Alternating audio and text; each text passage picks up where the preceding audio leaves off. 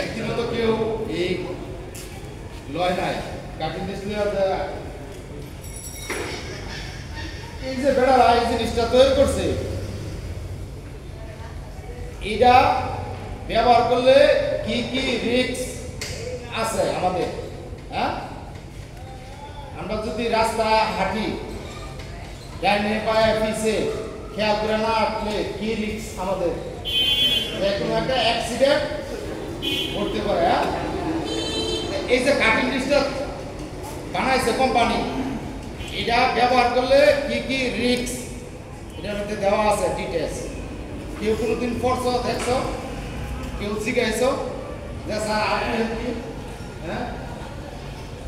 যে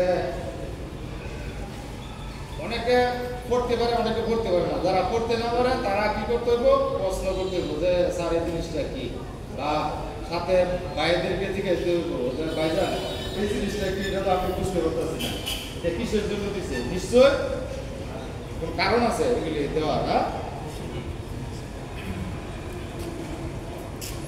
1 mm cutting dish, এটারে RPM থাকবো দিব একটা 3 মিলি, গ্যানিং ডিশের দেখো আরপিএম এটা যতটুকু, এটা যদি 1500 1000, ওইটা দেখবো আরো কম, বেশি না। আবার 1 mm এর থাকবো আর বেশি, কারণ ওটার স্পিড আর গ্যানিং ডিশের স্পিড সেম থাকবো। তো এই জিনিসটা একটা রোটের একবার ঘুরবো খালি, কত স্পিড আলাদা। এই জিনিসটা যদি মনে করা হয় একটা ডিস্ক যদি একটা রোটের একবার খালি ঘুরবো, হ্যাঁ, কিন্তু এটাতে ঘুরে খালি আমাইব 15,000 স্পিডটা। এই জিনিসটা যখন ভাঙবো, এটা যখন ফ্লাই করবো, হতে পারে আমি আমার খারাপ আমার এই গোলাপ লাগছে কিব কাটিয়া করে দেবো, বেশ লাগলে বেশ কাটিয়া ভিতরে আমি ঢুকে দেবো বহুত। এই জন্য তো বলে যে সেফটি, আজকে আমার যদি ফুল সেফটি আমি ফলো করে থাকি, কিছুটা কন্ট্রোল করা যাবে, হ্যাঁ, রিস্ক কিছু কন্ট্রোল করা যাবে। আমার যদি